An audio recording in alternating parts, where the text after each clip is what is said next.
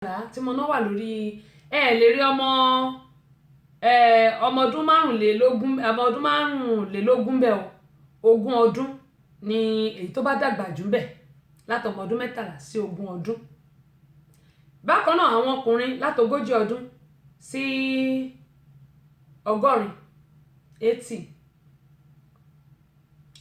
Ohun tí wọ́n wá ń ṣe ni pé a wá mú àwọn ọmọ ọdún 13 14 a wá lé wọn pọ̀ mọ́ ọmọ 50 ọdún, ọmọ 40 ọdún àbí ọmọ 60 ọdún. Ṣé rí àwọn ọmọ yìí máa ń ṣe kínní tí àwọn òbí wọn ò bá sí nílé, wọ́n á lọ sórí seeking arrangement yìí, wọ́n á lọ apply torí pé níbí báyìí torí pé ọ̀fẹ́ ní íńtánẹ́ẹ̀tì, ọ̀fẹ́ kọ́ o ṣe mọ̀ pé à ń sanwó náà ni, ṣùgbọ́n àwọn ọmọ máa ń wà lórí íńtánẹ́ẹ̀tì. Kò í ṣe lè tán máa ń ra káàdì nílùú Nàìjíríà. Ṣé wá rí àwọn ọmọ yìí tí wọ́n bá ti lè wà lórí seeking arrangement yìí, wọ́n wá pa wọ́n pọ̀ pẹ̀lú ọkùnrin àtọkùnrin, ìmí obìnrin àtobìnrin. Ẹ̀gbọ́n mi Afọlábí Ọláoyè káàbọ̀ padà. Àwa mú wọn, á lẹ̀ wọn papọ̀ mọ́ra wọn. Òun ni ó ṣe máa ń ba yé àwọn ọmọ jẹ́ tó jẹ́ pé ọmọ ọdún 13 ó ti bímọ bíi 2 3. Ṣé rí níbí báyìí àwọn grandma nìsín, èyí tí ò tó mi lọ́jọ́ orí ó ti di grandma, èyí tí ò tó mi lọ́jọ́ orí ó ti di grandma. Ọmọ àti bímọ bíi 2 bíi 3 kọjá. Òun ni mo ṣe sọ fún àwọn òbí pé a ní iṣẹ́ láti ṣe.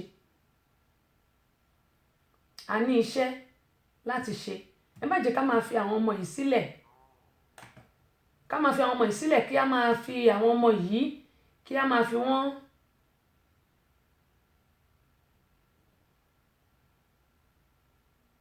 ká máa fi àwọn ọmọ yìí sílẹ̀, ká máa fi wọ́n ká máa jẹ́ kí wọ́n ṣe nǹkan tí ò lẹ́tọ̀ọ́. Ká máa jẹ́ kó ṣe nǹkan tí ò lẹ́tọ̀ọ́. Òun ni mo ṣe sọ fún àwọn òbí pé a níṣẹ́ láti ṣe. A níṣẹ́ láti ṣe. Mo bẹ̀ wá torí Ọlọ́run, ẹ jẹ́ ká gbìyànjú ká rí dájú pé àsìkò táwọn ọmọ yìí wà nílé, tá bá ń ṣọ́ wọn lọ́wọ́, ṣọ́ wọn lẹ́sẹ̀ kò burú jù. Àwọn ọmọ mi ló máa sọ pé àwọn ò fẹ́ kí bàbá wọn àbí ìyá wọn kó máa po close. Kí ló ń jẹ́ bẹ́ẹ̀? Bàbá mi máa káre láyé o. Bàbá mi máa káre láyé o. Ó bá mú ọmọ báyìí, yé pa. Bó lọmọ burúkú gan ti ń bọ̀.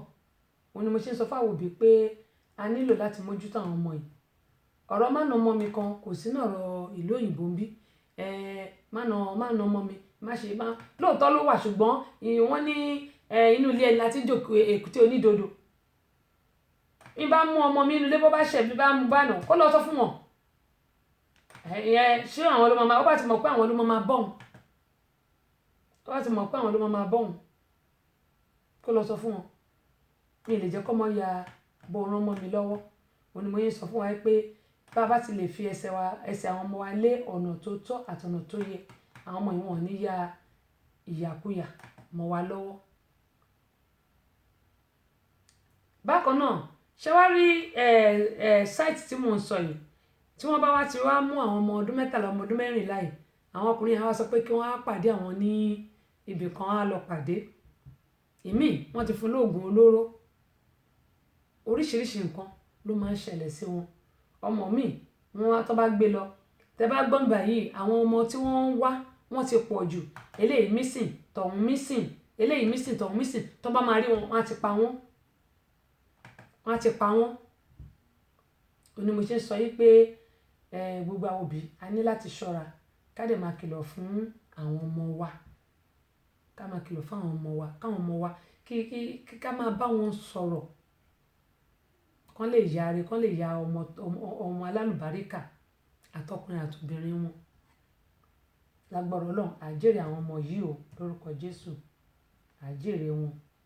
Bákan náà, ọmọ nínú àwọn tó ń kọrin lọ́dọ̀ àgbà rappers ni ọmọ ọdún 21 21 years ni ọmọ yìí. Ṣé mọ̀ pé tí àwọn ọmọ yẹn tó bá ti ń kọrin bí báyìí, dúdú ni o. ó kàn pé ìbànú bí sí ni tó bá ti ń kọrin àwọn òbí wọn kì í lè bá wọn sọ̀rọ̀ mọ́ wọn kì í lè sọ pé nǹkan tó ṣe dá tàbí nǹkan tí ò ṣe dá tó bá ṣe nǹkan tí ò dá àwọn òbí wọn kì í lè bá wọn sọ̀rọ̀ mọ́ torí pé wọ́n ti lówó ò lè bá wọn sọ̀rọ̀ ọmọ yìí oògùn olóró tó mu àti ó mú codeine àti oògùn olóró lẹ́búlẹ́bú yẹn ẹbẹ̀ tí mo rúkọ ẹ̀ ó mú gbogbo ẹ̀ ó papọ̀ tó dàbí àtíkè ìmọ̀sán tó dàbí èlùbọ́ ó papọ̀ ó wá dà sínú ọtí ó wá gbó papọ̀ ló bẹ̀rẹ̀ sí í mú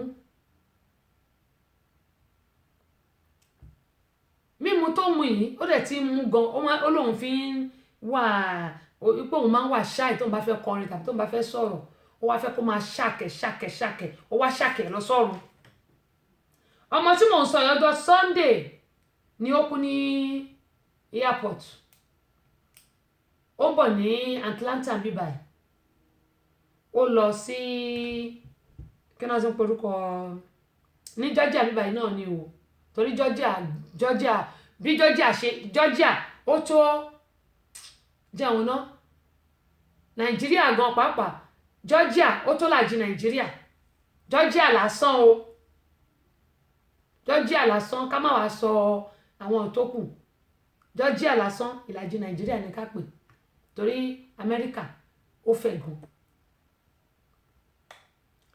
ọmọ yìí nígbà tí bó ṣe bọ́lẹ̀ nu pápákọ̀ òfurufú tó bọ́lẹ̀ báyìí ló di pé nǹkan òun náà bá mú náà bá ní kí wọ́n sáré dù kán tó du ẹ̀mí ẹ̀ ibi tí wọ́n ti ń ṣe CPR wọ́n ti ń ṣe gbogbo ẹ̀ bọ́mọ yìí ṣe kú nìyẹn ṣùgbọ́n wọ́n wá wo kidney ẹ̀ náà rí pé kidney ẹ̀ ó ti bàjẹ́ ó ti shut down liver ẹ̀ náà ti bàjẹ́ lórí nǹkan tó mu ọmọ 21 years tóbi ò lè bá sọ̀rọ̀ nítorí pé o ti lówó lọ́wọ́ tó ti ń kọrin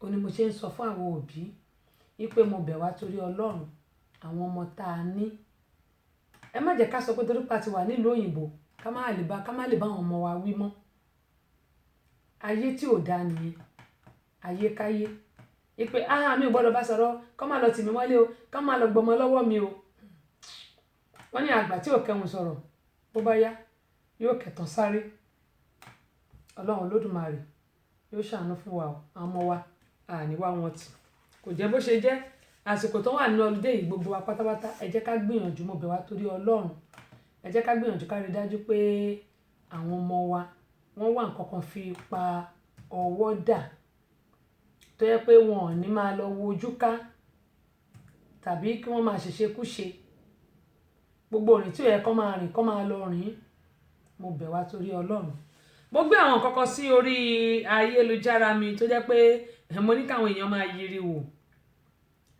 kọ́lọ́run kó ṣàánú wa ni pẹ̀lú oríṣiríṣi nǹkan tí ó ń ṣẹlẹ̀ ilé ayé yìí eléyìí ẹ jẹ́ kí n tiẹ̀ ṣe rí ọ̀rọ̀ ìrẹsì tó ń lọ nílùú Nàìjíríà mo ti sọ sórí ètò mi pé ìrẹsì náà ní nǹkan ṣé ti dandan tí àbájẹ́ rẹ̀ ṣé a lè rí nǹkan míì jẹ ni kí ìrẹsì tó dé aṣáǹjẹ́ ìrẹsì ti wá aṣáǹjẹ́ ìrẹsì ti wá kí ìrẹsì tó dé àbí àkèjẹ́ ìrẹsì ti wá à ń jẹ́ ìrẹsì ti wá kí ìrẹsì tó dé kí ló dé tó jẹ́ pé a lè gbìyànjú ká jẹ ọ̀fadà tá a bá gbìyànjú tá a bá ṣá dáadáa kò ní lókùtà nínú eléyìí tí ó ṣẹlẹ̀ yìí tí mo fẹ́ gbé ká gbọ́ iṣu wà nílùú Nàìjíríà ẹ̀wà wà àwọn nǹkan tó jẹ́ vitamins tó ní protein nínú nìyẹn ṣùgbọ́n ìrẹsì yìí náà ní nǹkan nígbà tí bọ́dà ní ìsìn tó di pé àwọn èèyàn lọ ń kó rẹsì ohun tipátipá wọ́n máa lọ kó sínú bọ́mbà ṣé ìjẹkújẹ kọ́ náà ń jẹ yẹn ilé epo mọ́tò wọ́n máa lọ kó rẹsì síbẹ̀ kọ́lọ́n kó ṣàánú kọ́lọ́n máa kọ́ fún wọn ní ìjẹkújẹjẹ nílùú Nàìjíríà ẹ jẹ́ ká gbọ́ eléyìí. Victor who? Victor from where? service. Living here as what? What's your job? You are a Yahoo boy. Good. You are a Yahoo boy and you are staying here. You want to use the girl as a sacrifice, Abi?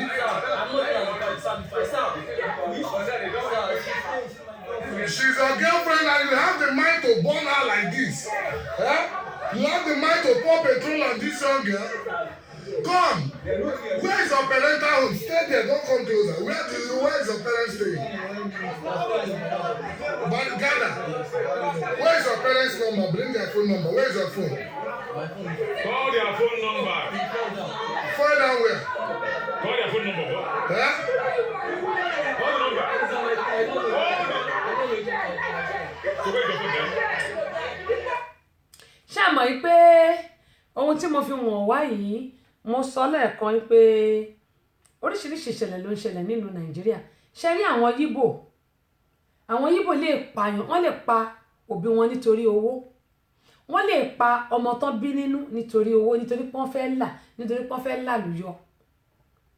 Wọ́n lè yọ ìdọ́ọ̀dí wọn gan pàápàá láti fi ṣe owó. Bọ́rọ̀ àwọn Yíbò ṣe rí nìyẹn. Ṣé wá rí àwa tá a jọ̀bí tá a bímọ, mo sọ lẹ́ẹ̀kan pé ẹni tí ò bá kọ́ ọmọ ẹ̀ pàápàá jùlọ àwa tá a bí ọmọ obìnrin, ìnáwó ọmọ obìnrin kì í ṣe kékeré.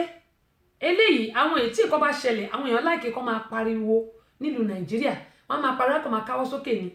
Ẹ wo arákùnrin yìí, girlfriend díẹ̀ ló sọ di bẹ́ẹ̀ ṣe rí yẹn o.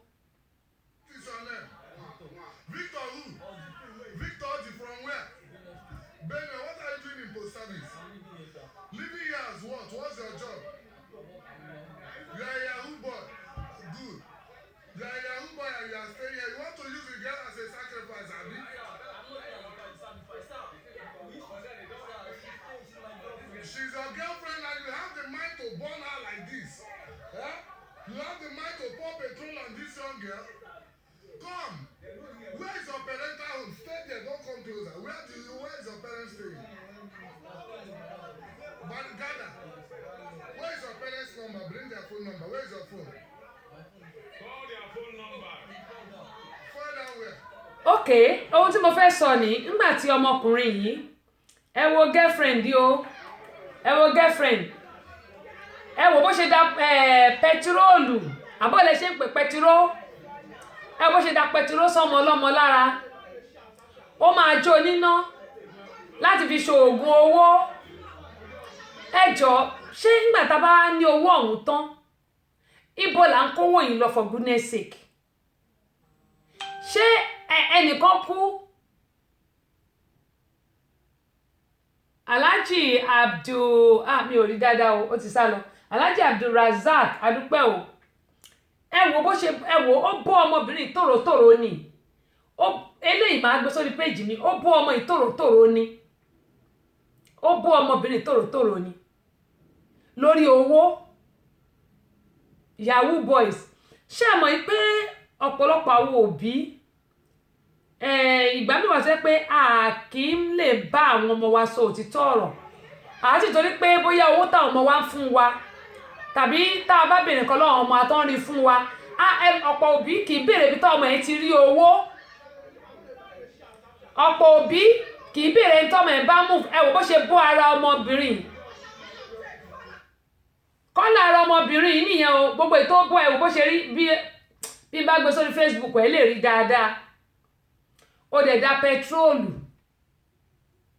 oní girlfriend ẹni ó wá da pẹtrólù lù ní gbogbo ara ẹ̀, ó dẹ̀ bó ní gbogbo ara, ó máa fi ṣògùn owó.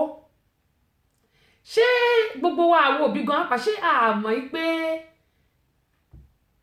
ọmọ wa ò ṣàgbàfọ̀, ó ń káṣọ wálé, wọ́n ní ẹrójú olè ẹ ò mú. Ọmọ ẹ tó bá kó eléyìí wálé tó kó tọ̀hún wálé, ó béèrè lọ́wọ́ ẹ̀ pé níbo ló ti rówó.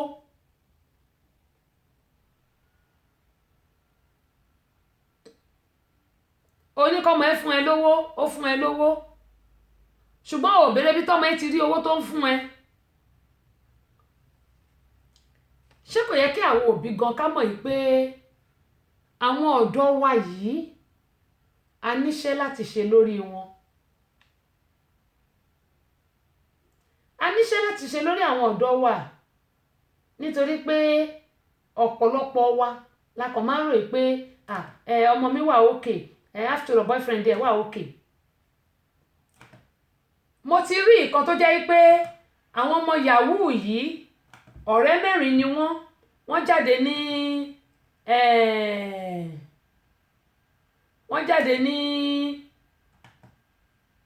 ìbílẹ̀ bàbá Ìyábọ̀ bó náà ṣe ń pe ibẹ̀ yẹn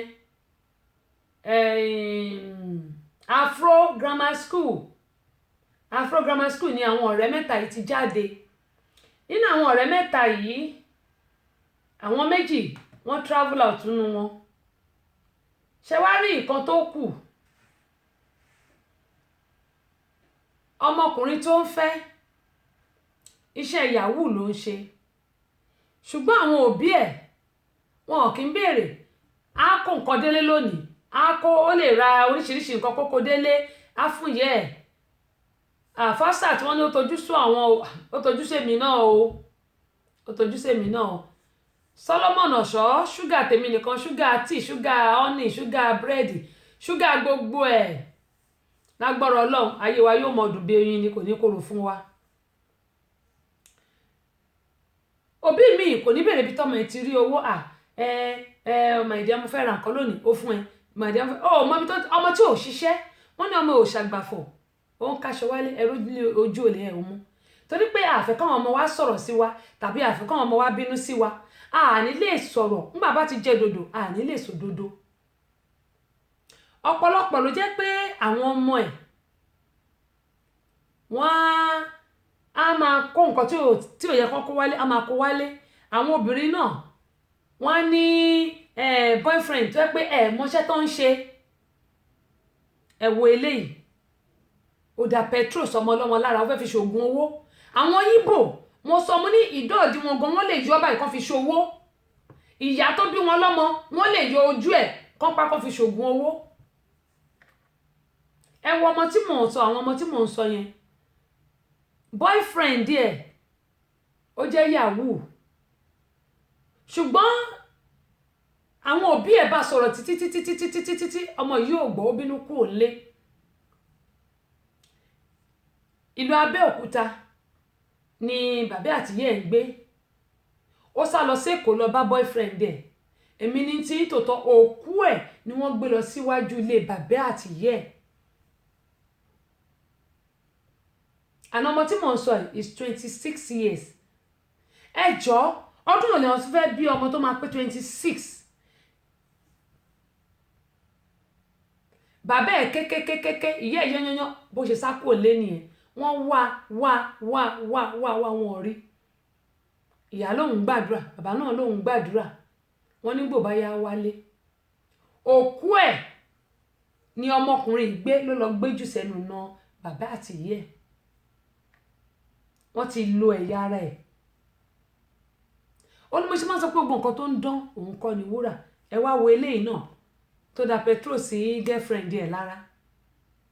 Ó máa sún ó máa fi ṣoògùn owó. Àti yahoo plus o àti yahoo boys o àti yahoo whatever tó bá ń pè é. Ó ní mo ṣe ń sọ fún àwọn òbí pé a ní iṣẹ́ láti ṣe lórí àwọn ọmọ wa tá a bí pàápàá jùlọ àwa tá a bí obìnrin ọkùnrin náà o ṣùgbọ́n obìnrin àwa ìyá obìnrin a níṣẹ́ láti ṣe ká mọ àwọn tí àwọn ọmọ wa ń bá rìn ká mọ irú ọkọ tó ń fẹ́ ká mọ irú ìgbésẹ̀ tí wọ́n ń gbé ká mọ ibi tí wọ́n ń gbéra wọn lọ. Kì í ṣe pé bóyá à ń pokùn lóòsì bọ́n ṣe máa ń sọ wípé ojú mi tó là ń ṣe rárá. Abiyamọ gidi á sún ọ̀jẹ́ ẹ̀ ni kò ní jẹ́ kọjá tú nítorí pé bọ́n ọmọ ìbá ṣoríire tiwa ló máa dà tán bá tún ṣoríire ìdàkejì náà tàwọn òbí náà ló máa dà. Ṣúgà mo dúpẹ́ pọ̀ lọ́wọ́ ẹ̀yin àtìbàdé àrán o fún ti ìrànlọ́wọ́ ti Ṣẹ́gun mo ti kí àwọn èèyàn lórí ètò Ọlọ́run máa bù sọ́wọ́ o. Kémo yẹn sọ pé gbogbo àwọn òbí pátápátá a ní láti gbìyànjú kárí dáadáa pé àwọn ọmọ wa pàápàá jùlọ àwọn obìnrin tá a bí wọn ò gbé ìgbésẹ̀ kí ìgbésẹ̀ tó máa yọ wọ́n sí tó máa yọ wọ́n lẹ́nu tàbí tó máa yọ àwa náà lẹ́nu tàbí tó máa fà wá sí wàhálà.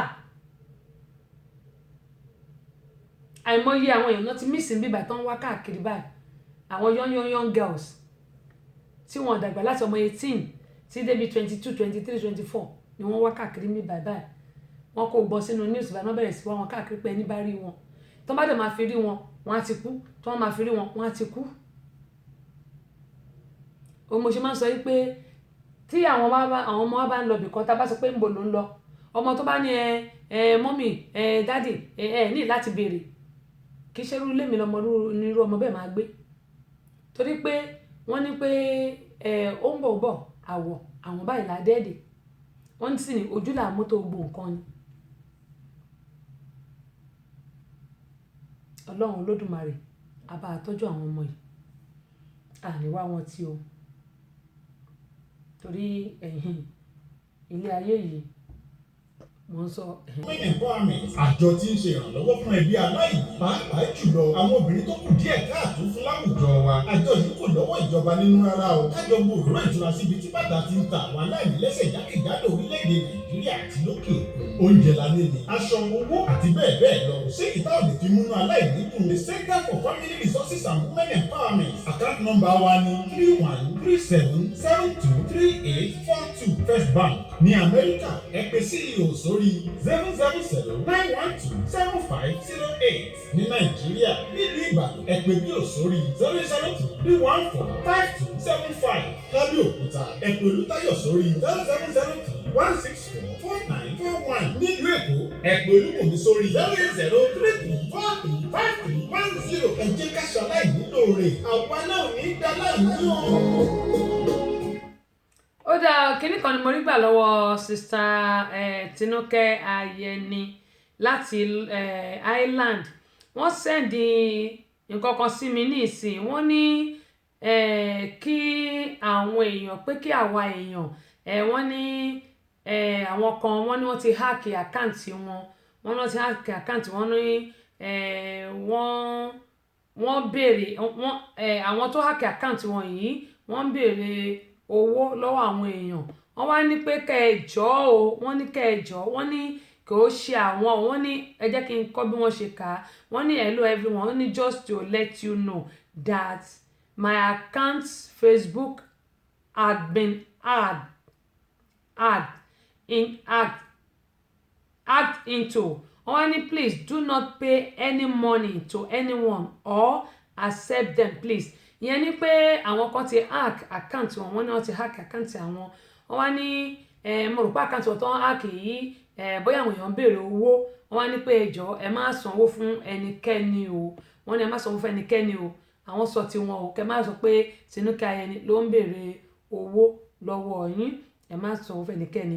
nǹkan kan ṣẹlẹ̀ nílùú Nàìjíríà, mo ti rí fídíò yìí, wọ́n sẹ̀ndẹ̀ sí mi bóyá bíi ẹ̀mélòó kan.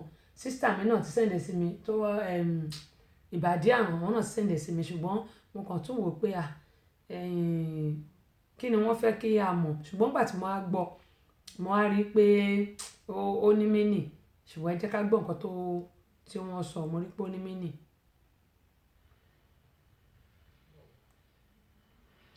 Good afternoon, Nigeria. I am Mrs. Adeoye. I run an event center on 33A Jigo Road, Okeafa. We've been operating this property since almost 12 years ago now. But unfortunately, on the 18th of April, we saw SARS-men in uniform, fully armed with some mufti men. We saw them jumping over our property at 30A the road that was meant to be the parking space for our event center. We went there to approach them what was happening, only for one Mayaki Hamza Alfa to be telling us that he led the SARS-men from Abuja to the land, that the owner of the land wants to take possession. Which land we don't know. That is the land we've been operating since over 10 years. My husband bought that land with his gratuity after retirement from Guinness.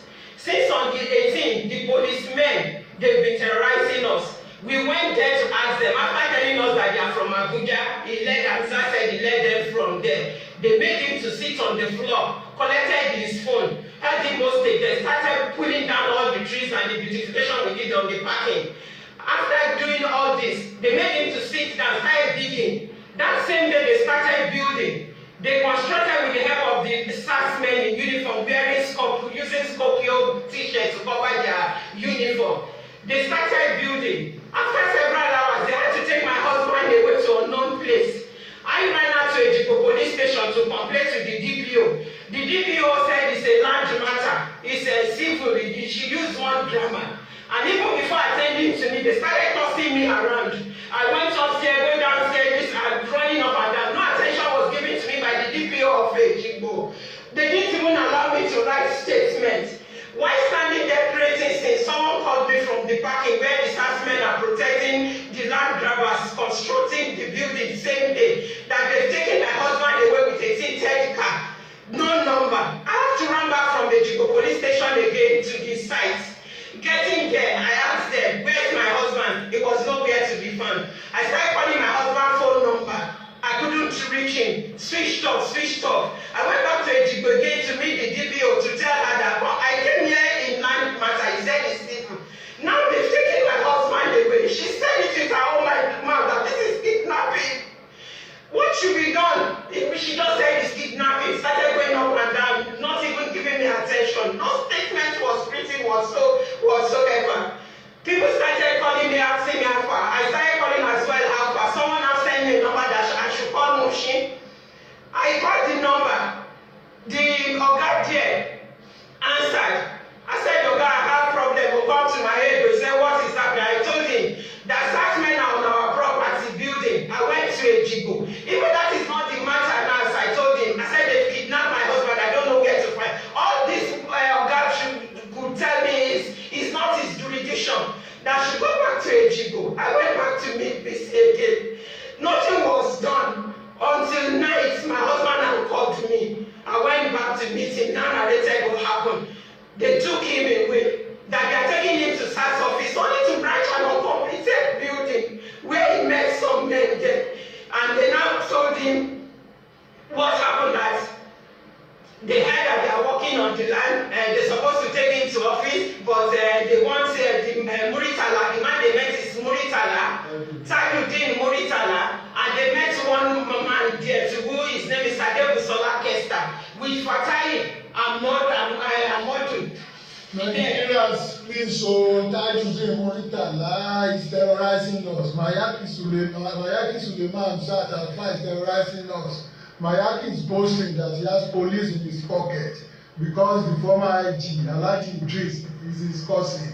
Nigerians, please, police should not be the tools in the hand of privileged people. We are law-abiding citizens. We bought this land genuinely with gratuity. Please, Nigerians, President Buhari, please intervene. Let the IGP please call his people to order. Save us, they are terrorizing us. We cannot sleep in our house. We cannot sleep to go out. Vice President Professor Osinbajo, you are in Lagos before. You know how these people, land grabbers, operate. Please come to our aid. Our senator, please, Bayo Oshinowo, Senator Bayo Oshinowo, you are the chairman, Committee on Land in the House of Assembly when you are in Lagos. You know the tactics of these land grabbers. Please come to our aid. We are pleased to help us. Senator Oluremi Tinubu, Senator Iyayi Adeola, please come to our aid. We have nothing to live on now. In spite of that, we cannot sleep in our house. In spite of that, police are training us. They are saying we will come to Abuja. If we are not safe in Lagos, how can we be safe in Abuja? Please, come to our aid. Please, Nigerians, come to our aid. The matter is in court.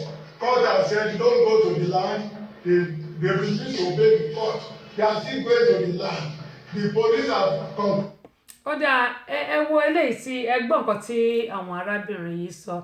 Emmanuel Yemi adúpẹ́ pọ̀ lọ́wọ́ yín. First Adams wọ́n ní àkú ètò First Adams wọ́n ṣe àmì ọ̀tọ̀lẹ́ni tó ṣe ẹ̀kú ètò. Ó dáa. Honorable Fẹ́mi Tọ́mì adúpẹ́ lọ́wọ́ yín, Emmanuel Yẹmi adúpẹ́ o. First time sọ ní operation wetin you carry ọlọ́pàá abeg sir. Ìbírúnkẹ́ Àdúsìkì Ṣítù Àǹjọ́rin ẹ̀ka bọ̀ sórí ìkànnì yìí. Ẹ̀yin náà rí fídíò yẹn. Dèjì Adénúgà ẹ̀ka bọ̀ sórí ìkànnì láti Ireland. Ṣé àrí nǹkan tó tẹ̀ ń dùn mí nínú ọ̀rọ̀ àwọn ọmọ Nàìjíríà? Matthew John 559 adúpẹ́ pọ̀ lọ́wọ́ yín o. Nǹkan tó ń dùn mí nínú ọ̀rọ̀ àwọn ọmọ Nàìjíríà ni pé àwa fúnra wa la máa ń bayé ara wa jẹ́. A dẹ̀ ti gbàgbé pé àmú nǹkan kan wá. Báwo la ṣe máa ní àwọn ìjọba níbẹ̀ yẹn tó jẹ́ pé ẹ wo ẹni màmá yìí ń ké ni o, màmá yìí ń ké ni, mi ìgbésókè ni o, màmá yẹn ń ké ni o. Gratitude yẹn ni pé owó fẹ̀yìntì tí ìyá àti bàbá yìí gbà ni wọ́n papọ̀ lọ́kọ àtìyàwó pé òkè o káyé àwọn lè dá o, káwọn má máa rùn pa ńlẹ̀ o, kí nígbà tí òsè tó máa tọ́jú wọn káwọn tó máa fi yẹn gbọ́ bùkátà ara wọn. Wọ́n dẹ̀ ti wà lórí ilẹ̀ tí wọ́n rà fúnra wọn ní o pẹ̀lú owó fẹ̀yìntì wọn o. Wọ́n dẹ̀ gbìyànjú, wọ́n dẹ̀ fi bẹ̀yẹn wọ́n fi ń ṣe rẹ́ǹtì nǹkan decoration, ibẹ̀ náà ti ṣe gbogbo nǹkan tó ń ṣe. Lẹ́yìn ọdún 12 wọ́n ti lọ ọdún 12 lórí ilẹ̀ yẹn o. Àwọn kan ṣẹ̀ wá dìde wọ́n wá náwọn lọ́wọ́ nílẹ̀ lẹ́yìn ọdún 12 lẹ́yìn tí ìjọba mi wá bọ́ síbẹ̀ wọ́n ṣe wá mọ̀ pọ́n fẹ́ gbalẹ̀ lọ́wọ́ wọn. Ó mà ṣe o. Ṣé mọ̀ pé àwọn màmá yìí pariwo síta ọ̀pọ̀lọpọ̀ ni ìyàbá yẹn jẹ́ ní Nàìjíríà tó yẹ pé lẹ́yìn tí wọ́n bá ti ralẹ̀ tán lẹ́yìn tó bá ti ralẹ̀ tán ti sanwó ọmọ nílẹ̀ tán ti sanwó gbogbo ẹ o tí ó yẹ káwọn èèyàn dá wọn láàmú mọ́ o náà kọ́ máa wá ń de náà máa ní wọn ti sanwó kan fáwọn okòwò kínní kan okòwò gbọ́kòwò àwo. Ó mà ṣe o.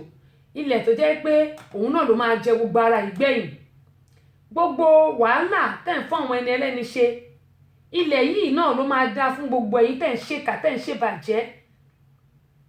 Báwo lẹ ṣe máa gbowó tẹ̀ talẹ̀ fáwọn èèyàn tẹ̀ tó máa sọ pé wọn ò sanwó kinní kan wọn ò sanwó gbá wọn ò sanwó àwo àbí ẹni tó talẹ̀ fún wọn ẹni tí ò yẹ kán ralẹ̀ lọ́wọ́ ẹ̀ ni wọ́n ralẹ̀ lọ́wọ́ ẹ̀. Ìlú Nàìjíríà ni mo ti rí wọ́n lè talẹ̀ kan fẹ́ni 8 wọ́n lè talẹ̀ kan fẹ́ni 10 wọ́n lè talẹ̀ kan fẹ́ni 15 owó tẹ̀ ní gbé lọ́bì kankan. Owó tó jẹ́ pé bẹ́ẹ̀ bá ti ń kú báyìí lówó nǹkan ti ní gbogbo ẹ̀ ló ti bàjẹ́. Àwọn ọmọ táwọn á fi sílẹ̀ náà àwọn ọmọ ẹni náà wọn kì í yáre nítorí pé ìwà tí àwọn òbí wọn wù sílẹ̀ ìwà burúkú ni kì í jẹ́ káwọn ọmọ gan yáre. Ó ní mo ṣe máa ń sọ pé ǹjẹ́ mi gbélé ayé ṣe rere ǹjẹ́ ẹ̀yin náà gbélé ayé ṣe rere bí? Ohun tí gbogbo wa bá ṣe àtẹ̀mí gan tí mò ń